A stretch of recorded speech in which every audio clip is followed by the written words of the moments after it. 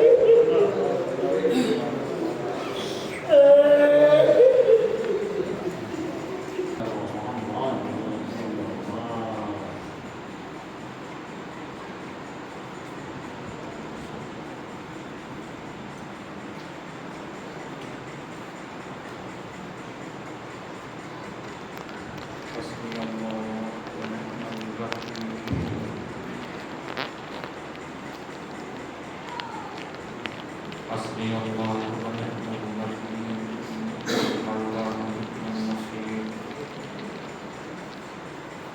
ولا حول ولا قوة إلا بالله العلي العظيم. أعوذ بالله السميع العليم من الشيطان اللعين الرجيم. بسم الله الرحمن الرحيم.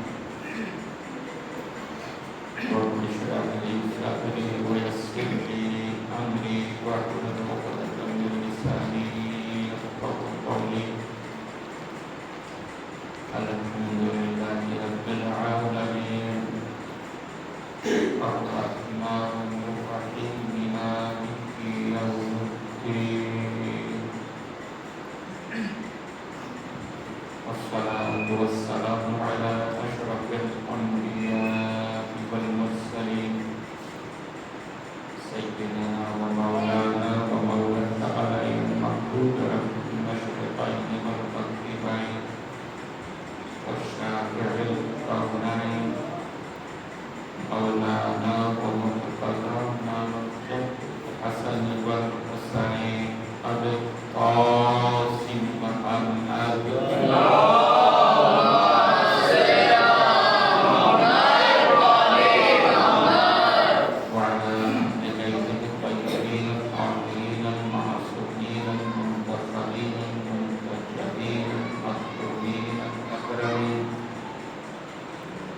الذين أذهب الله عنهم الرجس وطهرهم تطهيرا.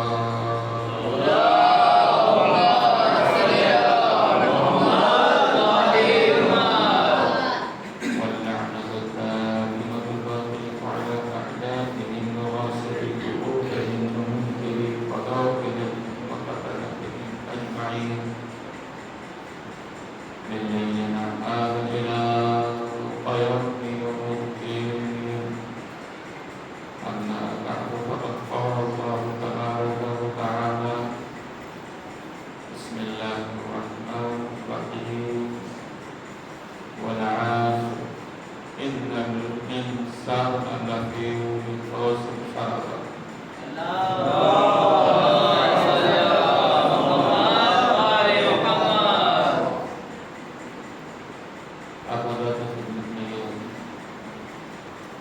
بیان کیا گیا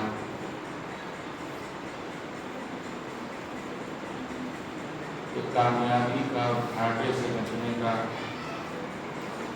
صرف ایک راستہ ہے اور وہ یہ ہم ایک عام انسان نہ رہیں بلکہ صاحب ایمان ہو جائے. ایمان حق اور سچ کو دماغ سے قبول کرنے کا نام نہیں. جب انسان دماغ سے کسی سچائی کو تسلیم کرتا ہے تو اس سے اس کا عقیدہ بنتا ہے. لیکن جب وہی سچائی وہی حق اس کے دل میں اترتا ہے تو وہ صرف عقیدہ اور عقیدت نہیں رہتا بلکہ اس کا ایمان قرار پاتا. میرا دوست یہ دل گھر ہے ایمان کی، اور جب یہ دل ایمان کا گھر ہے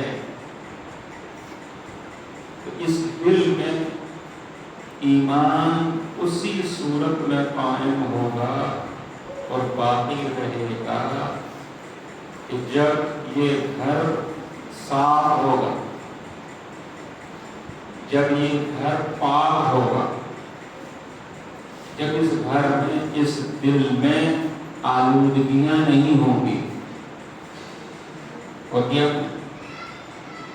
پہلے دل کی صفائی ضروری ہے تاکہ یہاں ایمان بس سکے.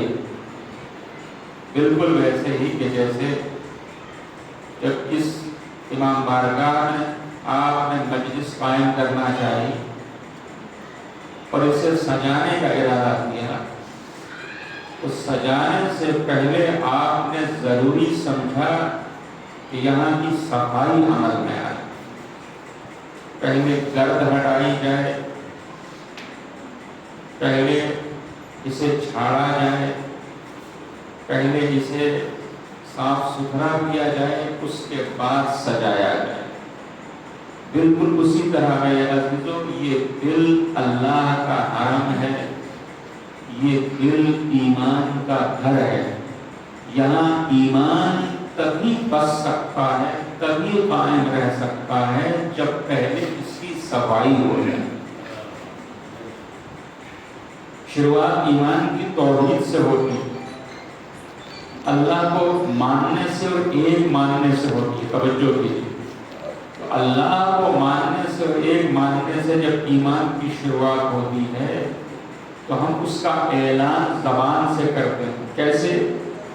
اشہد ان لا الہ الا اللہ، میں اس بات کی گواہی دیتا ہوں کہ کوئی خدا نہیں ہے، کوئی لائق عبادت نہیں ہے، کوئی معبود نہیں ہے سوائے اللہ کے، یعنی اللہ معبود ہے، وہ ایک ہے۔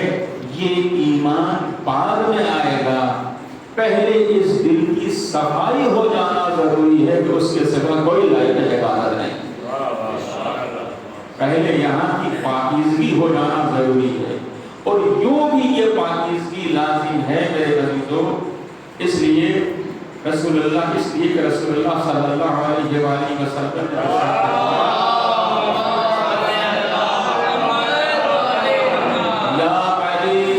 یا علی حبک ایمان و بغضک کفر و نفاق، اے علی آپ کی محبت ایمان ہے اور آپ سے بغض یا کفر ہے یا نفاق ہے، یعنی وہ ایمان جو مجھے دل میں بسانا ہے، اس ایمان کی جان کا نام ہے محبت اہل بیت، اس ایمان کی روح کا نام ہے محبت پنجتن پاک، اور جب محبت اہل بیت ہی اس ایمان کی جان اور روح ہے تو اہل بیت اطہار وہ ہیں کہ جن کے سلسلے میں پروردگار متعال صاحب لفظوں میں قرآن مجید میں یہ اعلان فرما چکا ہے کہ انما یرید اللہ لیذھب عنکم الرجس اہل البیت ویطہرکم تطہیرا، اے اہل بیت جب یہ چادر پہ جمع ہو گئے تو اللہ نے یہ آیت نازل کی۔ اللہ کا ارادہ یہ ہے کہ وہ تم چادر والوں سے، تم اہل کے ساتھ سے، تم نبی کے گھر والوں سے ہر طرح کے رجس کو، ہر طرح کے رجس کو، ہر طرح کی ناپاکی کو دور رکھے اور تمہیں ایسا پاک رکھے جیسا پاک رکھنے کا حق ہے۔ جب پروردگار یہ اعلان کر چکا ہے کہ اہل بیت اطہار سے ہر طرح کا رجس دور رہے گا، ناپاکی دور رہے گی، اور یہ ہر لحاظ سے پاک و پاکیزہ ہیں، تو ان کی محبت جو ایمان کی روح ہے، ان کی محبت جو ایمان کی جان ہے، وہ اسی دل میں قائم رہے گی، وہ اسی دل میں باقی رہے گی حقیقی طور پر، کہ جو دل ہر طرح کی آلودگی سے پاک ہوگا، جو دل ہر طرح کے رجس سے پاک ہوگا، جو دل ہر طرح کی ناپاکی سے پاک ہوگا۔ اب میرے عزیزو، یہ دل کب ناپاک ہوتا ہے؟ صلوات بھیجتے پر محمد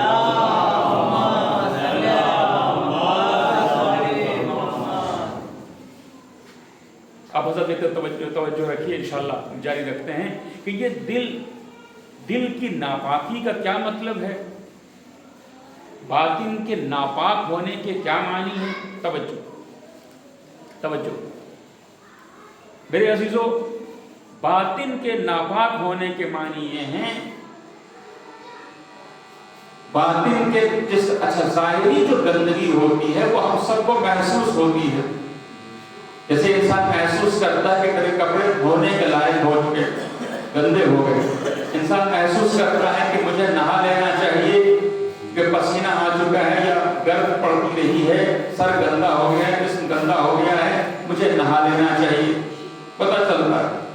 تو میں اندر سے جو میری روح ہے، جو میرا دل ہے، جہاں میرے ایمان کو بسنا ہے، اسے گندا کر دیتی ہیں. توجہ کیجیے گا میرے عزیز، ظاہر ہے کہ آپ کا زیادہ وقت مجھے نہیں لینا ہے. کون سی چیزیں ہیں جسے گندا کر دیتی ہیں؟ سب سے پہلے جو دل کی اور روح کی ناپاکی کی شروعات ہوتی ہے وہ اس بات سے کہ انسان اپنے آپ کو اپنا خود کا یا کسی اور چیز کا مالک سمجھنے لگے. پریشان نہ ہوئیے گا، میں بہت ہی دھیرے دھیرے اور آسان لفظوں میں آپ تک ایک اہم بات پہنچانا چاہتا ہوں. یہ انسان اپنے آپ کو کسی چیز کا مالک سمجھنے لگے، کسی بھی چیز کا. مثلا یہ انسان اپنے آپ کو مالک سمجھنے لگے، یہ ہاتھ میرے ہیں.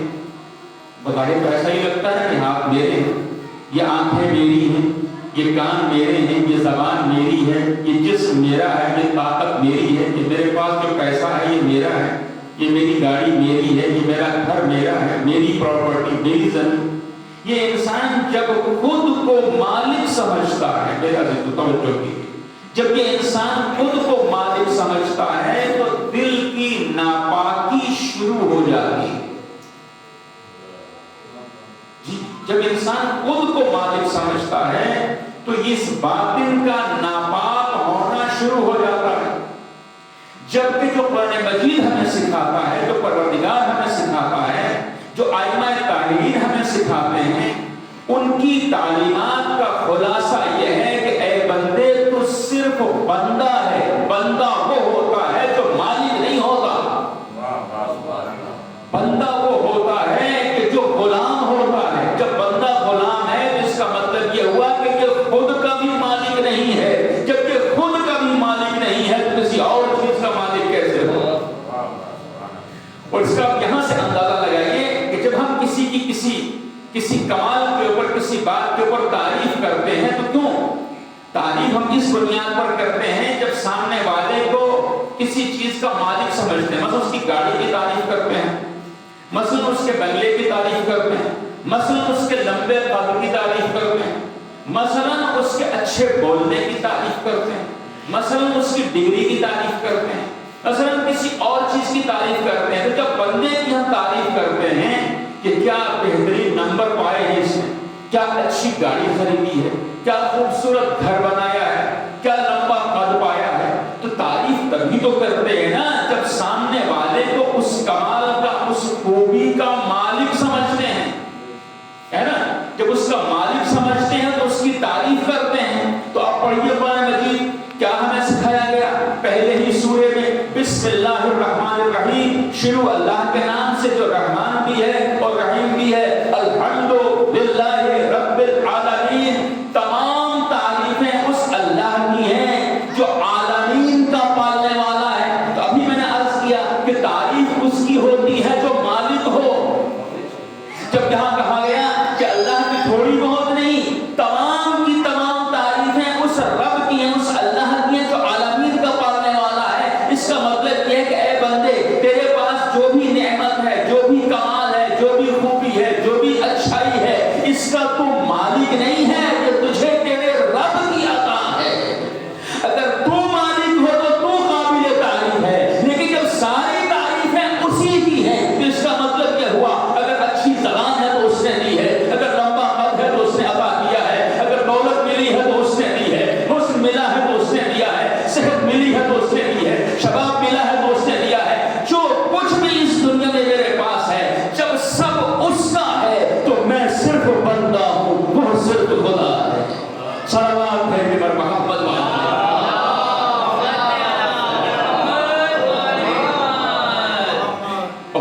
یہاں سے جب انسان نے اپنی مالکیت کا انکار کر کے کہا رب تو مالک ہے، تو اب مزاج میں فرق آ جائے گا، انداز میں فرق آ جائے گا، دوسروں سے ملنے جلنے کا طریقہ بدل جائے گا. جو شخص خود کو اللہ کی دی ہوئی نعمتوں کا مالک سمجھتا ہے، اسے نعمتیں جتنی ملتی جائیں اتنا اس میں اکڑ پیدا ہوتی ہے، اتنا اس میں غرور پیدا ہوتا ہے، اتنا اس میں تکبر پیدا ہوتا ہے، اتنا ہی وہ خود کو بڑا سمجھتا ہے، اتنا ہی وہ دوسرے کو چھوٹا سمجھتا ہے. جب خود کو بڑا سمجھتا ہے، دوسرے کو چھوٹا سمجھتا ہے، کن باتوں کی بنیاد پر؟ ان نعمتوں کی بنیاد پر جن کا خود مالک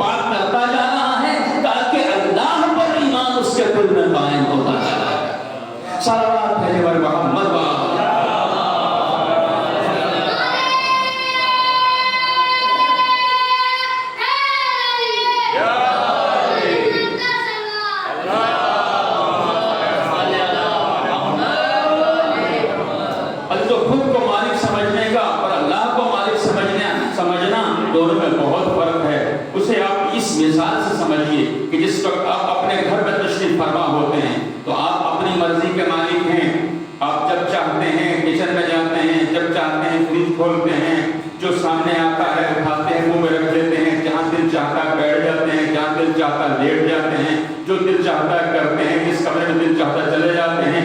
یہ آپ کو ساری آزادی مل رہی ہے پورے گھر کے اندر. لیکن جس وقت آپ کسی کے یہاں مہمان ہوتے ہیں تو میرے عزیزو, اب اپنی مرضی سے گھر کے کسی حصے میں بھی نہیں جا سکتے, بلکہ اپنی مرضی سے کچھ کھا نہیں سکتے. جو دسترخوان پر آئے گا, جو میزبان کی طرف سے کھلایا جائے گا وہی کھائیں گے. اب اپنی مرضی سے لیٹ بھی نہیں جائیں گے, بلکہ میزبان سے پوچھیں گے کہ اجازت ہو تو میں تھوڑی دیر آرام کر لوں. اپنے گھر میں آپ پوری طرح سے اپنے کو آزاد سمجھ رہے تھے, لیکن جب کسی کے یہاں مہمان ہوئے تو اب سب کچھ میزبان سے پوچھ کے کر رہے ہیں. دونوں میں کیا فرق ہوا؟ دونوں میں فرق یہ ہوا کہ اپنے گھر میں خود کو مالک سمجھتے تھے, دوسرے کے گھر میں میزبان کو مالک سمجھتے ہیں. لہذا میرے عزیزو, جب کوئی بندہ اللہ کی دی ہوئی نعمتوں کا خود کو مالک سمجھتا ہے تو اکڑتا ہے, غرور کرتا ہے, تکبر کرتا ہے, دوسروں کو چھوٹا سمجھتا ہے, دل کو ناپاک کر لیتا ہے. لیکن جب کوئی بندہ اللہ کی دی ہوئی نعمتوں پر خود کو مالک نہیں سمجھتا, خدا کو رب سمجھتا ہے, اسے مالک سمجھتا ہے, تو جتنی نعمتیں بڑھتی جاتی ہیں اتنا غرور نہیں بڑھتا, اتنا سجدہ لوبا ہوتا چلا جاتا ہے, اتنا شکر بڑھتا چلا جاتا ہے, اتنا اس کا اللہ کی بارگاہ میں جھکاؤ بڑھتا چلا جاتا ہے. صلوات بھیج بر محمد.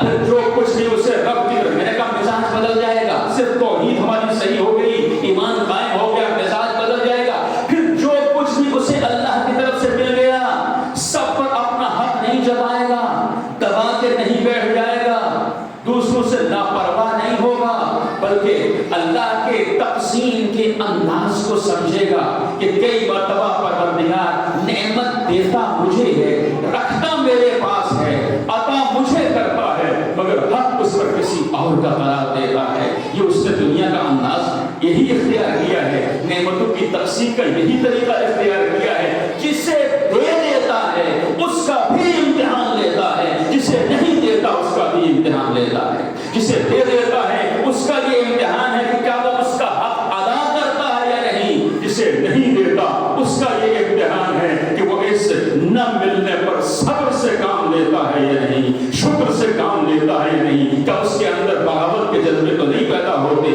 میرے عزیزو, جس وقت بچہ دنیا میں آتا ہے, توجہ کیجیے, جس وقت بچہ دنیا میں آتا ہے وہ پروردگار اتنا کریم ہے کہ ہمیں ہمارے مانگے بغیر ہی جو کچھ بھی اس دنیا میں ہمیں چاہیے تھا اس نے دے کر کے بھیجا. پوری توجہ, یہ آنکھیں ہم نے اس سے مانگی نہیں تھی, اس نے دے کے بھیجا. یہ کان ہم نے طلب نہیں کیے تھے, اس نے دے کے بھیجا. یہ زبان ہم نے مانگی نہیں تھی, اس نے دے کر کے بھیجی. جبکہ ان آنکھوں کی قیمت پوری دنیا مل کے نہیں دے سکتی. کوئی مجھے کروڑوں کے اربوں بھی دے دے اور مجھ سے کہے کہ اپنی دونوں آنکھیں دے دو تو میں دینے کے لیے تیار نہیں ہوں. یعنی وہ کریم پروردگار, وہ رحمان و رحیم ایسا ہے کہ جس نے اس بندے کو اتنا کچھ بن مانگے عطا کر دیا ہے کہ جس کی نہ تو پوری دنیا مل کے قیمت دے سکتی ہے, نہ ہی اس کا کوئی نعمت بدل پیدا کر سکتی ہے, نہ ہی اس کا کوئی آلٹرنیٹ لا سکتی ہے. یہ دنیا مل کر کے جب اللہ کی ایک نعمت کا بدل نہیں لا سکتی تو اس زندگی کا بدل کہاں سے لائے گی؟ اللہ کے دیے ہوئے اس وجود کا بدل کہاں سے لائے گی؟ صلوات بھیجو محمد.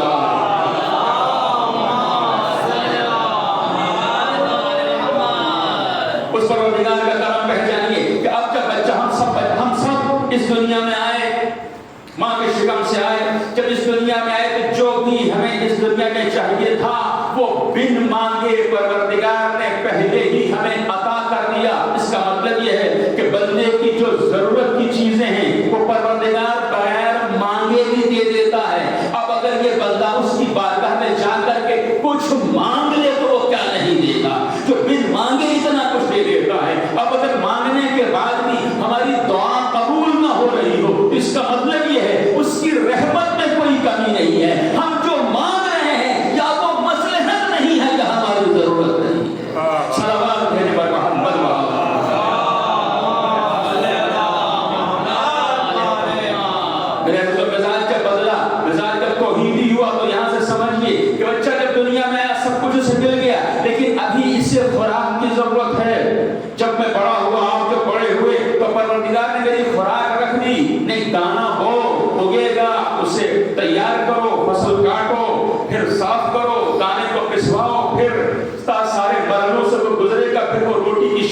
اختیار کرے گا، پھر لقمہ توڑو اس کے بعد منہ میں رکھو، تب تمہاری خوراک بنے گا۔ کیوں؟ اس لیے کہ اب ہم نے تمہیں مضبوط ہاتھ دے دیے ہیں، اب ہم نے تمہیں مضبوط پیر دے دیے ہیں، اب ہم نے تمہارے اندر طاقتیں رکھنی ہیں۔ لیکن جب بچہ دنیا میں آیا، ہم سب جب دنیا میں آئے تو نہایت کمزور تھے، مشکل سے رو پا رہے تھے، تو پروردگار نے ہماری خوراک کے لیے ہمارے لیے اتنی زحمت نہیں رکھی، بلکہ جو خوراک ہمیں چاہیے تھی وہ اس نے پہلے ہی ماں کے سینے میں پیدا کر دی۔ سبحان اللہ۔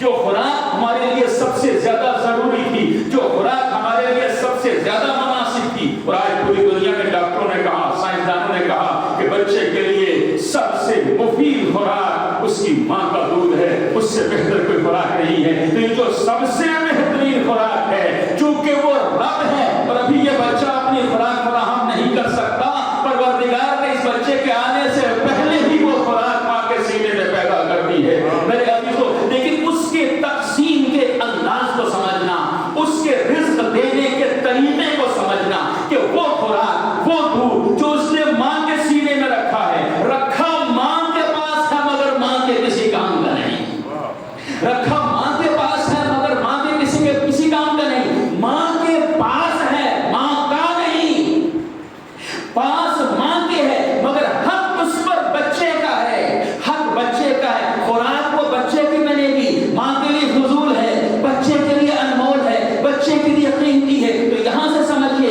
کہ پروردگار جب کسی بندے کو نوازتا ہے، اسے عطا کرتا ہے، تو اس کا مطلب یہ نہیں ہوتا کہ اس پوری نعمت خدا کو یہ شخص دبا کے بیٹھ لے، بلکہ یہ دیکھے کہ کتنا اس کی ضرورت سے زیادہ ہے، جتنا ضرورت سے زیادہ ہے وہ اس بندے کا حق ہے جس کی ضرورت ہے۔ صلوات بھیجے پر محمد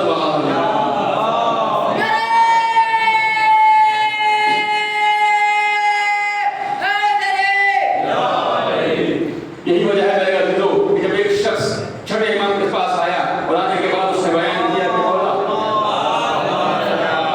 اور آنے کے بعد اس نے بیان کیا کہ مولا ہم آپ کے شیعہ ہیں۔ آپ نے پوچھا کہ اگر تم ہمارے ماننے والے ہو، ہمارے پیروی کرنے والے ہو، ہمارے چاہنے والے ہو، تو یہ بتاؤ کہ تمہارا طریقہ زندگی کیا ہے، تمہارا زندگی گزارنے کا طریقہ اور انداز کیا ہے؟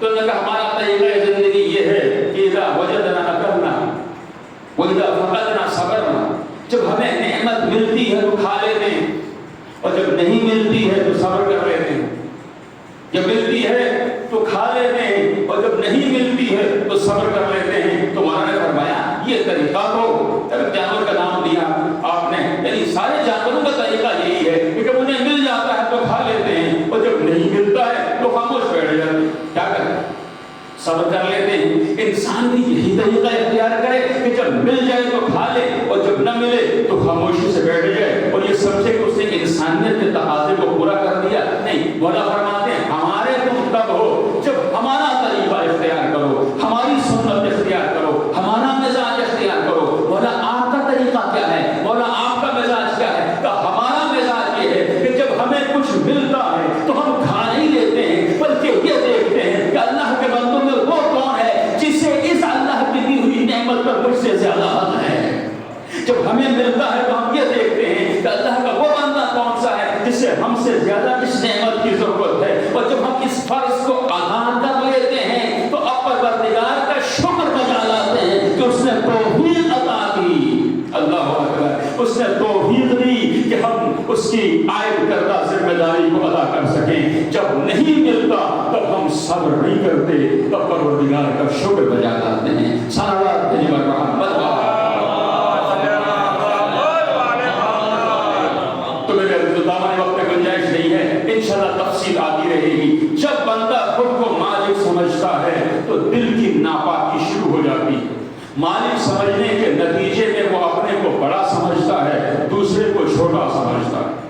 جب اپنے کو بڑا سمجھتا ہے، دوسرے کو چھوٹا سمجھتا ہے، تو پھر اس دوسرے چھوٹے جسے وہ چھوٹا سمجھتا ہے چاہتا یہ ہے کہ یہ ہمیشہ چھوٹا رہے، یہ کبھی اس کے برابر نہ آنے پائے۔ لیکن جہاں اسے احساس ہو کہ اس کے برابر آنے لگا تو پھر اس کے دل میں اس سے ایک جذبہ پیدا ہوتا ہے، ایموشن پیدا ہوتا ہے، ایک نیگیٹو ایموشن پیدا ہوتا ہے۔ وہ کیا ہے؟ اسے جیلسی کہتے ہیں۔ اسے حسد کہتے ہیں۔ جب عزیزو دل میں حسد آیا، انسان اتنا آگے بڑھا، مالک سمجھا، تکبر اختیار کیا، دوسرے کو چھوٹا سمجھا، اور برابر والے سے جب حسد کرنے لگا تو اب سے رسالت آپ کی حدیث یہاں پر ہماری مدد کرتی ہے۔ الحسد یأکل الایمان کما تأکل النار الحطب۔ حسد ایمان کو ایسے کھا جاتا ہے جس طرح آگ سوکھی لکڑی کو کھا جاتی ہے۔ تو میں نے جہاں سے گفتگو شروع کی تھی وہیں پر سمیٹ رہا ہوں کہ ایمان تبھی باقی رہے گا جب دل پاک ہوگا۔ جب دل پاک نہیں ہوگا تو یا تو ایمان آئے گا نہیں، اگر پاک ہوا ایمان آ گیا، جہاں آلودگیاں آنا شروع ہوئی وہی ایمان رخصت ہو جائے گا۔ صلوات بھیجو میرے محمد۔ لہذا ایمان کا تقاضا یہ ہے میرے عزیزوں کہ جب اللہ کو ایک مان لیا، اس سے عادل مان لیا، تو اس کی ہر تقسیم پر راضی ہوں۔ حسد کا مطلب یہ ہے کہ میں اللہ کی تقسیم پر راضی نہیں ہوں، مجھے کم کیوں دیا ہے، فلاں کو زیادہ کیوں دیا ہے۔ بندہ یہ نہ سوچے کہ مجھے کم کیوں دیا ہے، دوسرے کو زیادہ کیوں دیا ہے، بلکہ بندہ یہ دیکھے میرا بھی رب وہی ہے، اس کا بھی رب وہی ہے، میرا بھی خالق وہی ہے، اس کا بھی خالق وہی ہے، میرا بھی معبود وہی ہے، اس کا بھی معبود وہی ہے۔ اگر کسی کو زیادہ ملا ہے تو اس میں ملنے والے کا کوئی کمال نہیں ہے، یہ تقسیم پروردگار ہے۔ کسی کو زیادہ دے کے امتحان لے رہا ہے، کسی کو کم دے کے امتحان لے رہا ہے۔ لہذا کہ بندہ حسد کا شکار نہیں ہوگا کہ اسے اللہ پر یقین ہے، ایمان ہے، تو حسد پیدا نہیں ہوگا، بلکہ اسے یقین ہوگا کہ جب کم ملا ہے اس کا بھی حساب ہے، امتحان ہے، زیادہ ملا ہے تو اس کا بھی حساب ہے اور امتحان ہے۔ لہذا جس بچے کا سلیبس کم ہو، میں نے کبھی نہیں دیکھا کہ کوئی بچہ امتحان کا سلیبس زیادہ ہونے پر زیادہ خوش ہو، نہیں، کم سلیبس زیادہ خوش ہوتا ہے۔ مولانا بس ایک ہی بک پڑھنی ہے، اس کے بعد امتحان ہو جائے گا، دوسرا پریشان ہے، کہہ رہا نہیں سلیبس بہت بڑا ہے۔ تو جس کا سلیبس بڑا ہے اس کے لیے مشقت بھی زیادہ ہے، محنت بھی زیادہ ہے، پریشانی بھی زیادہ ہے، امتحان بھی سخت ہے، حساب بھی سخت ہے۔ جس کا سلیبس چھوٹا ہے وہ جلدی سے پڑھ بھی لے گا، آسانی سے امتحان بھی دے دے گا، کامیاب بھی ہو جائے گا۔ اب اس رخ سے دیکھو کہ پروردگار نے کچھ کو کم دیا ہے، کچھ کو زیادہ دیا ہے۔ جنہیں کم دیا ہے ان کے امتحان کا سلیبس کم ہے، جنہیں زیادہ دیا ہے ان کے امتحان کا نصاب زیادہ ہے۔ لہذا اب خوش کسے ہونا چاہیے؟ جس سے زیادہ ملا ہے اسے خوش نہیں ہونا چاہیے، حساب سے ڈرنا چاہیے۔ جس سے کم ملا ہے اسے شکایت نہیں کرنا چاہیے، شکر پروردگار بجا لانا چاہیے۔ پروردگارہ کم دیا ہے تو حساب بھی کم ہے، امتحان بھی کم ہے۔ صلوات بھیجے بر محمد۔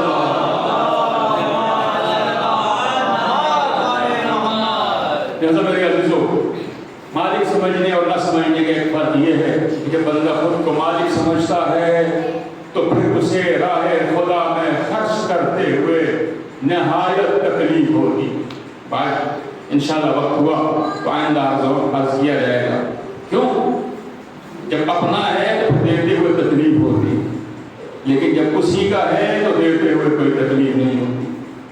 اور کیا جب بندے نے یہ یقین کر لیا کہ جو بھی ہے پروردگار کا دیا ہوا ہے، ہم سب اسی کے ہیں، وہ اسی کی طرف پلٹ کے چلے جائیں گے۔ اور اس نے مومن کی پہچان بھی یہی بتائی، وَمِمَّا رَزَقْنَاهُمْ يُنْفِقُونَ، ہم نے جو رزق دیا ہے اس میں سے کچھ ہماری راہ میں خرچ کرتے ہیں۔ یعنی جو ہماری راہ میں خرچ کر رہے ہیں وہ کہیں اپنے پاس سے نہیں لائے ہیں، وہ بھی ہمارا ہی دیا ہوا ہے۔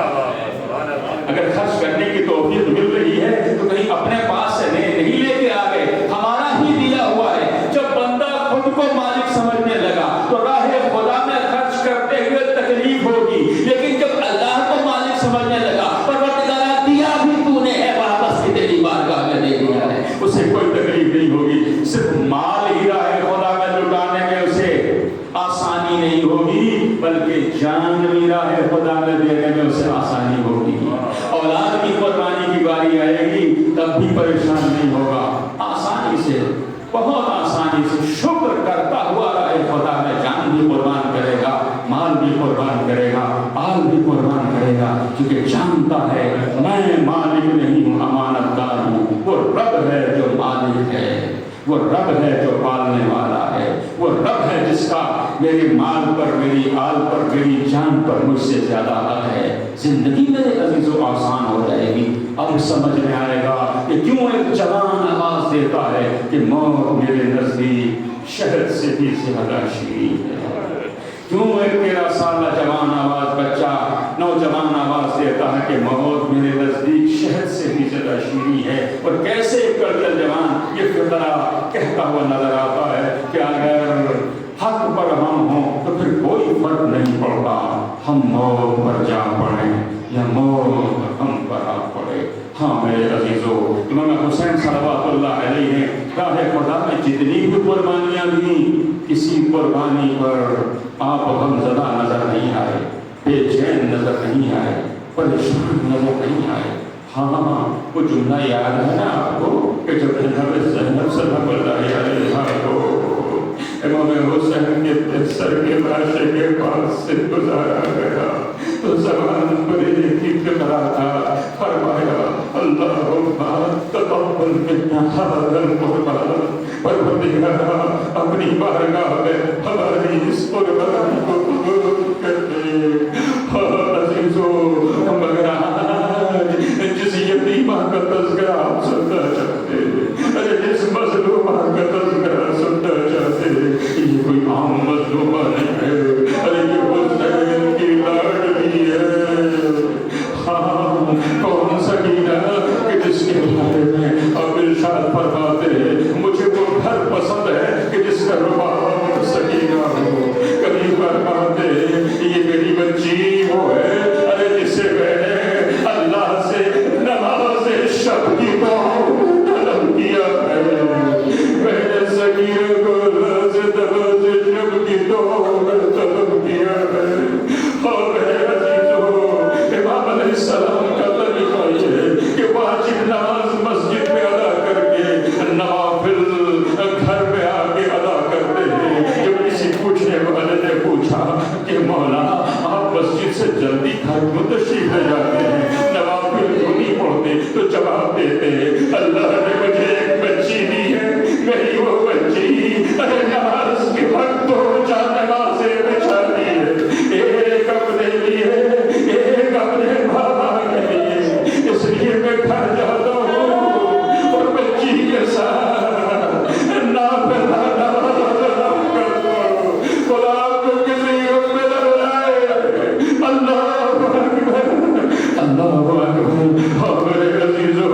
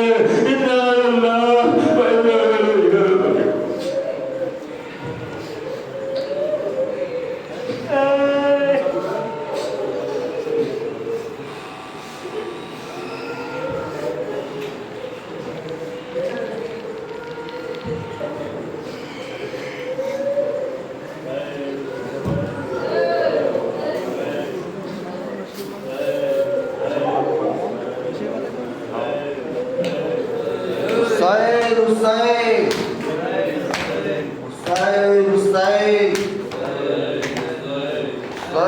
حسین حسین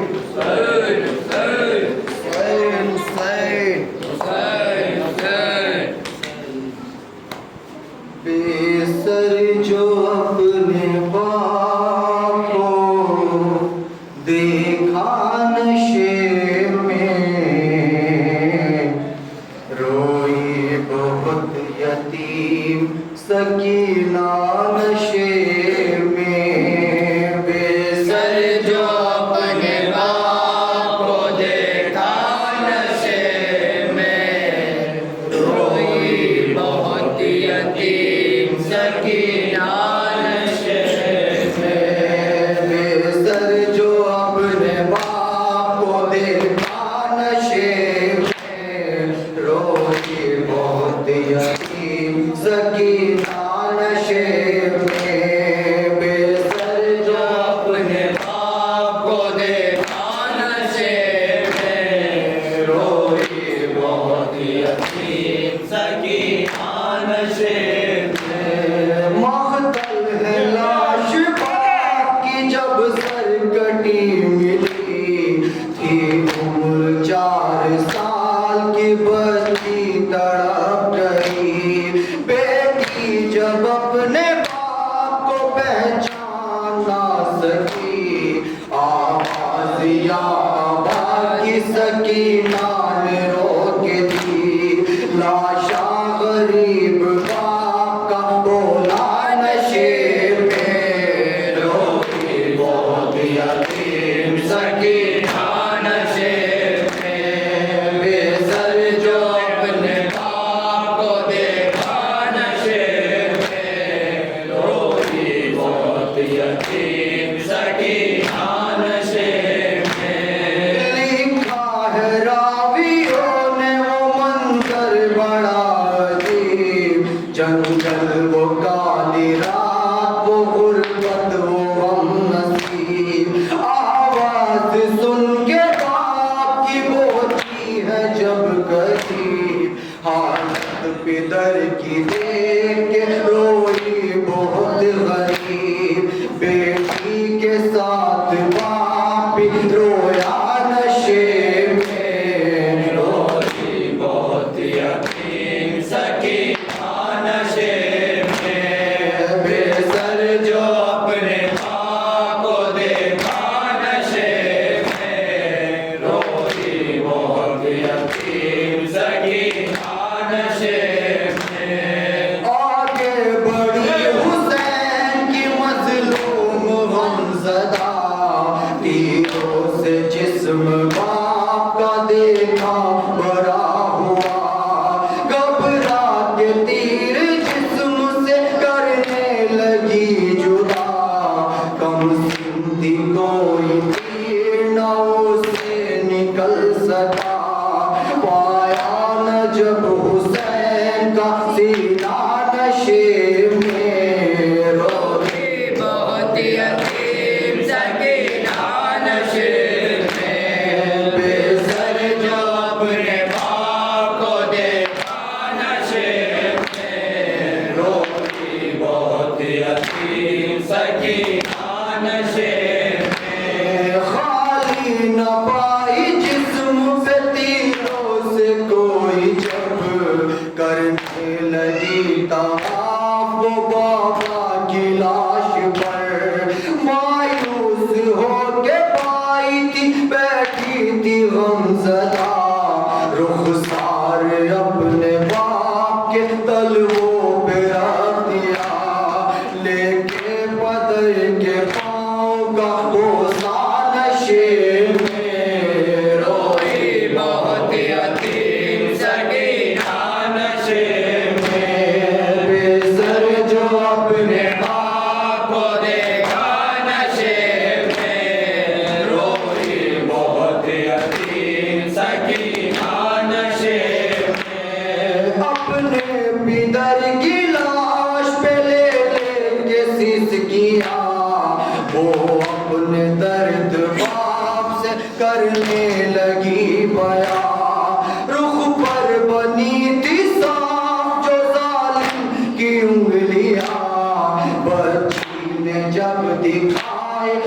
آنچوں کے وہ نشان، زخم بدن حسین کا تڑپا نشے